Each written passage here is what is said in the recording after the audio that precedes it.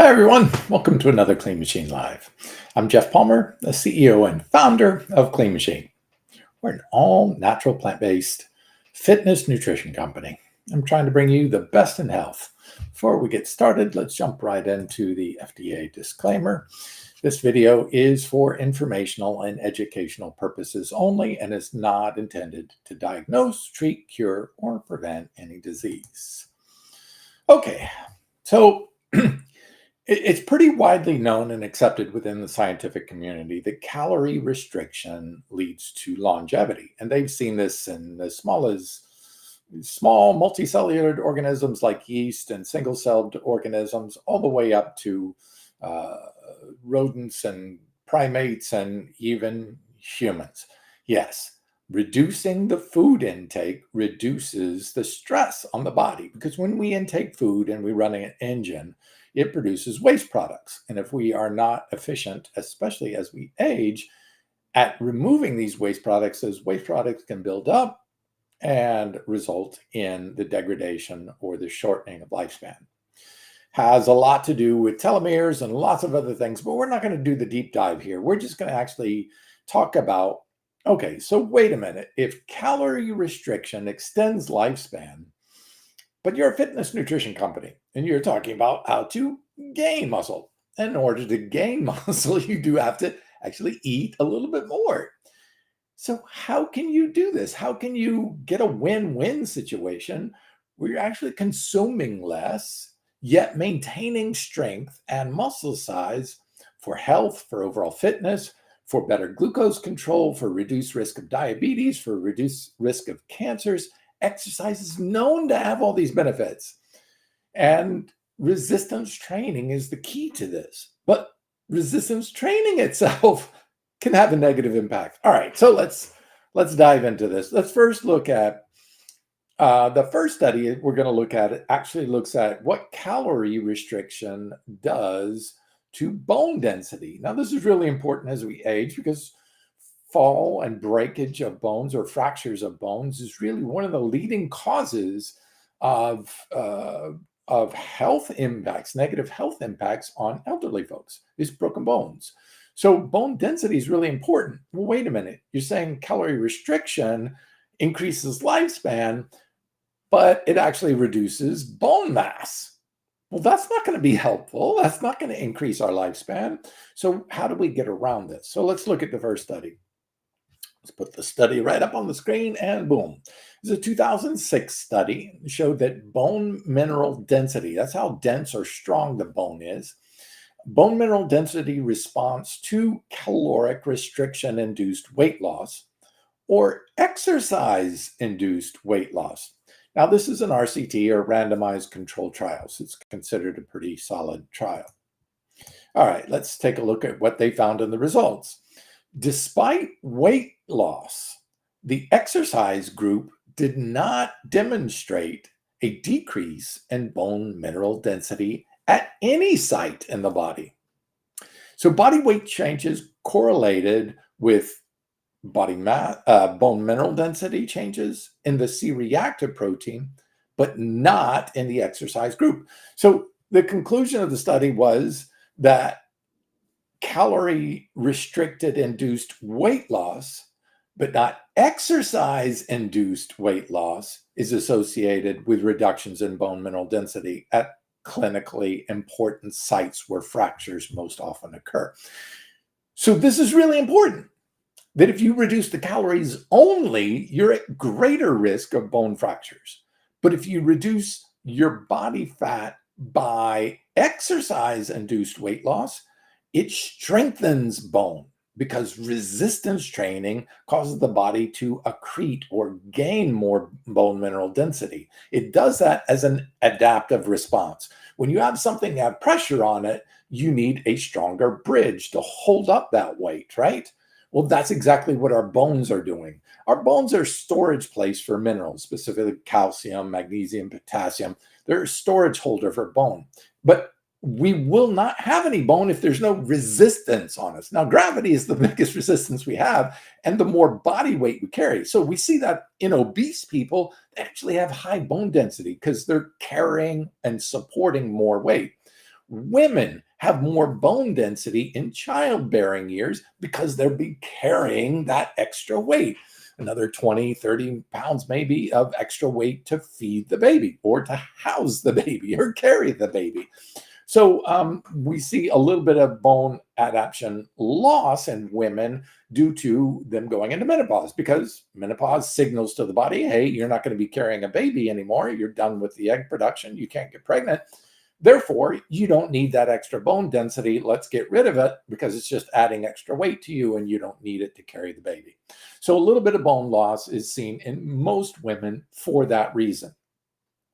But what you don't want is weight loss in a way where you're controlling only for the calories or the food intake and not utilizing resistance training, where there's resistance using the weights to create weight resistance on the body so that you are forcing the body to actually hold on to more bone, to have a stronger infrastructure there to hold the weight. Okay, so, and they concluded with these data suggests that exercise should be an important component of every weight loss program to offset the adverse effects of calorie restriction on bone loss. All right, so that's bone loss, but what about muscle? Okay, so when you reduce calories, you can actually reduce fat, which is understood. But your body can say, hey, wait a minute, if we don't have enough calories coming in, we can't really feed the muscle either. So you can actually start to get muscle loss from calorie restriction. And you're like, wait a minute, but calorie restriction, good for longevity, but if you're losing muscle, not so good. If you are exercising, let's take a look at the next study. Okay, so this is a 2018 study, a little bit more recent study, showed resistance training prevents muscle loss induced by caloric restriction in obese elderly individuals. So this was a systematic review and meta-analysis. So they actually looked at 6 different RCTs, randomized controlled trials, included in this. And the resistance training was 3 times per week, 12 to 24 weeks in all 6 of the studies that they reviewed that fit the calorie restriction review. And they followed the diets for a period of time, 12 to 24 weeks. And the diets consisted of 55% carbs, 15% protein, and 30% fat, which is pretty close to the standard American diet. Okay, so their conclusions came into that calorie restricted resistance with resistance training is able to prevent almost 100% of the calorie restricted induced muscle loss. And with pretty much the same amount of body fat mass lost or fat mass lost, and body mass restrictions didn't significantly differ from those in just the calorie restriction group. So those that exercised with calorie restriction lost almost no muscle, yet those in the calorie restriction group did lose muscle, did lose strength. So this is really important, why exercise should be a foundational part, especially resistance training, to maintain that muscle, maintain your strength as you age, instead of just reducing calories alone. Okay. But, but don't we need protein for building muscle? And the answer is yes. And we need a significant amount of muscle if we're trying to gain muscle mass, right? So let's see, let me hide this one. Okay. So what about in vegan men? Well, this one, it was in vegan men, but I think the same could be said about vegan women too as well. But they looked at men in this one, and it was a small study, so take it with a grain of salt. 2023 study, so it's a very recent study. They looked at nitrogen balance. That's how much protein. Protein is nitrogen-bound amino acids. All amino acids are bound to nitrogen. So nitrogen is a way in scientific circles for saying protein. So nitrogen balance or protein balance at the recommended dietary allowance for protein in minimally active vegans. Now, take this into note that this was minimally active vegans. If they were more active, there might have been better muscle accretion here, or muscle gains as it's called. So let's take a look at the results. So the RDA for men is 0.8 grams per kilogram per day of protein. They found that this was not adequate to produce nitrogen balance, which is maintaining, keeping the muscle that you do have in men adhering to a typical strict vegan diet. And there's only one vegan diet, it's not strict, for at least 1 year, but strictly adhering to the diet means no cheating. So in 1 year, they actually saw a little bit of muscle loss from the men eating this 0.8. So there's been several studies that showed 1.6 grams, which is twice as much as this, then actually neutralizes, doesn't matter if the protein is from animals or plants, doesn't matter. At 1.6 grams per kilogram per day, or about twice the RDA, this just pretty negates it. Doesn't matter if the protein is coming from plants or animals, the muscle gains are still there, the muscle maintaining is still there. But in 0.8, it's enough in animal products, but not enough if the proteins are plant. So why is there that difference? What's the difference about the two proteins? Well, let's look at one of the differences in the proteins is methionine. So methionine stimulates muscle growth, but too much methionine is not a good thing. As a matter of fact, for longevity, let's take a look at this study. So this study, a review of methionine dependency and the role of methionine restriction in cancer growth control and life extension. Okay, so what we're seeing here is it's maybe not the protein itself, it's actually the amount of methionine that is the issue that's there. So high amounts of protein we're seen to increase the risk of dying. So not good. So now we know that methionine restriction actually is proven across all animals. Up to 45% life extension in rodents, but all the way through primates and even human beings. We know that reducing methionine in the diet does extend lifespan. So it's not just about reducing protein, it's about reducing proteins that are high in methionine. And I'm talking about reducing them, not specifically reducing the proteins themselves, but reducing the amount of those proteins. So animal proteins are generally much higher in methionine. The only thing in the plant kingdom that is a little higher in methionine is nuts and some seeds, but mostly nuts are a little bit higher in methionine. But we don't eat nuts for the main part of our meal 3 or 4 times or 5 times a day. Human beings just don't do that. We snack on nuts a little bit here and there. So a little bit of high methionine food products like that is not a big deal. It's eating that meat for breakfast in the morning, meat for hamburger for lunch in the day, and then pizza and a steak for dinner. That's high methionine, high methionine, high methionine, high methionine. No, that's not a good thing. And so what did they show of the results? Okay. So they showed that reducing methionine actually led to longer lifespans. So in humans, this is a direct quote from the study. Everything in here in the quotes are direct quotes from the research that I show you prior. In humans, vegan diets, which can be low in methionine, may prove to be a useful nutritional strategy in cancer growth control. I want you guys, or people, excuse me, not just guys. I want all of you to type in this one phrase, methionine-dependent cancers. So there's about 14, 15 different cancers that are dependent on methionine for their growth.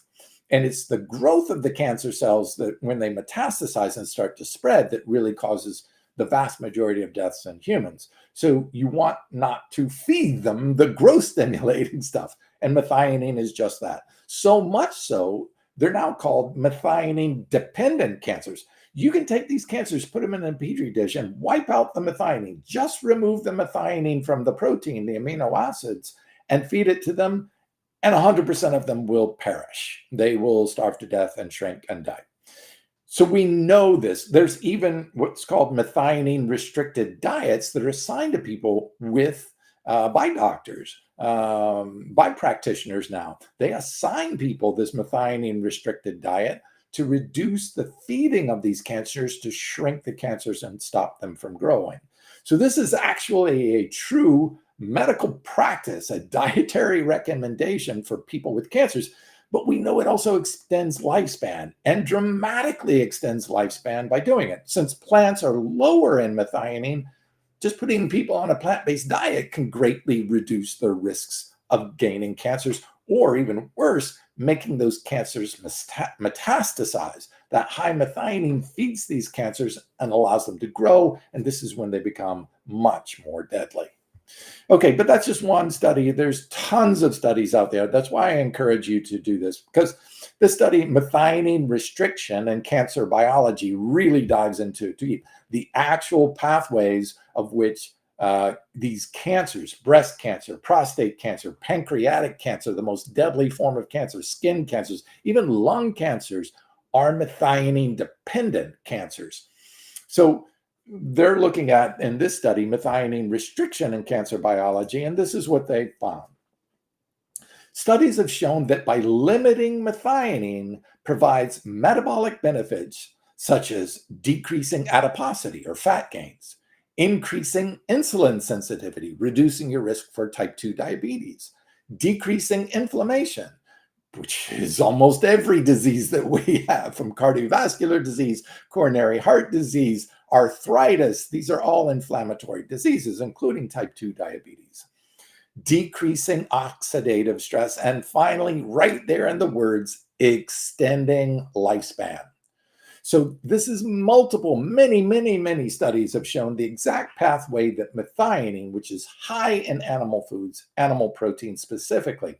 It's funny when people say, when I hear people say, oh, plant proteins are incomplete proteins. Well, they got this idea, this silly idea that plant proteins are incomplete because plant proteins are much lower in methionine than their animal proteins, meat, dairy, eggs, fish, etc. Fish and eggs are actually really high in methionine. So these are the highest contributors to methionine in our diet. And they're like, see, even these good animal proteins have lots of methionine in it. And now we know just the opposite is true. The plant proteins are better because they're lower in methionine. It's not that they don't have enough. It's that the animal proteins have too much methionine, and they're feeding cancer cells. Every time you're eating an animal product high in methionine, you're giving methionine to cancer cells to allow them to grow and spread. This is how cancer is, but it's not just cancer. That's one of the things. And obviously it shows here in this study, it says another mechanism by which methionine restriction may extend lifespan is providing a reduction in cancer incidence and overall reduction in cancer mortality. So yes, it contributes to it, but it's not the only reason why reducing methionine by eating a predominantly or completely plant-based diet will reduce your risk of cancers by not feeding those cancer cells that can develop through many other reasons. And not feed them so they don't grow and kill people. And it's right there in the study. We know this. Okay, so if all of this is true, if eating less is better, eating plant-based is better, exercising is better, that's just what we're all about. Plant-based nutrition combined with resistance training exercise will give you better maintaining your muscle, maintaining your strength, maintaining your bone. But how do you lower your protein intake? Hence, you're lowering your methionine, but also lowering your calories. How can you do that while trying to gain muscle? Here's how. Okay, so let's take a look at this first slide. What is the key difference here? Okay, so when you take animal proteins, that's the first bar in this graph on the left-hand side. We now know that we have in our bodies what's called a leucine threshold. Leucine is one of the 3 branched chain amino acids. Leucine stimulates muscle protein synthesis, or MPS. So there is a threshold where leucine will stimulate the cells to open up and pull in amino acids, just like insulin stimulates the cell to open up and pull in fats and carbohydrates and sugars so it can use for energy. Leucine does the same similar type of thing in allowing the cell to start pulling in essential amino acids to make proteins. Well, this is really cool, but there is a threshold. They found that consuming certain amount of leucine will maximize it. Getting less than it will not stimulate as much muscle protein synthesis, but getting a lot more did not make any difference in muscle protein synthesis. You can see the dark gray graph in the next set where they increase the amount of leucine while eating animal proteins, and you see it's way above that, and they got no difference, no extra added muscle by adding that. Now, this is part of the reason why a smaller amount of whey protein is more effective than the exact same amount of plant protein. So how can we counterbalance this out? Well, one thing is you simply eat more. As you see on the right-hand side, when they, in the writing side, when they increased the plant protein of rice protein or soy protein, the black bars, when they increased them to 48 to 50 grams of protein intake, now you're above the leucine threshold. Now you've got enough leucine to maximally stimulate muscle protein synthesis. That is the body's ability to take amino acids and turn them into proteins such as muscle tissue. So once you've gotten beyond that threshold, no more amount of protein is going to make a difference. The only difference is getting to that threshold, and it's the leucine that you need to get to that threshold. Now, since plant proteins are slightly lower in leucine, you can do one of 2 things. You can do like gorillas do, and they simply eat a lot more of the protein, 24 pounds of plant matter a day. And they get the big distended bellies. Now, for human beings, having a big distended belly for eating a lot of plants is probably not the best way to do it. Well, then there's the other way where you could just eat more of the protein. And that's where isolated proteins can come in, because you're just getting the extra protein, but it's still upping your total protein intake and your calorie intake by consuming more. What if you simply just added more leucine? You could potentially eat the exact same amount of protein, yet get more muscle because the leucine threshold was now optimized. Let's take a look at this. So this is an interesting study that said leucine-enriched amino acids, or essential amino acids, which is essentially protein, supplementation during moderate steady state exercise enhances post-exercise muscle protein synthesis. So the muscle protein synthesis, and you can see the results right there on the screen, 33% more muscle protein synthesis. That's taking the exact same amount of essential amino acids from protein, the same amount of protein, and getting 33% more of it being turned into muscle protein synthesis, just by simply adding the leucine. So leucine is one of the 3 branched chain amino acids, which are very helpful in stimulating muscle growth. So by simply adding the branched chains, you do not have to consume as much protein. You do not have to consume as much calories.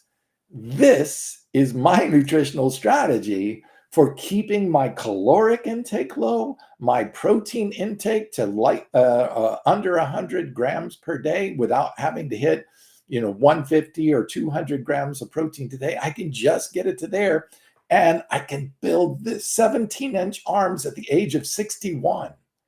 That's what can happen when you give the body exactly what it needs to do what it needs by simply adding the particular nutrient without adding the food that has all the fat calories, carb calories, and protein calories that come with it, without having to add more protein that would increase your methionine rates in there, which would take away. So you can have the longevity and health benefits by adding branch chains to your workout and eating a plant-based diet. The plant-based diet restricting the methionine, the exercise, maintaining bone health and muscle health.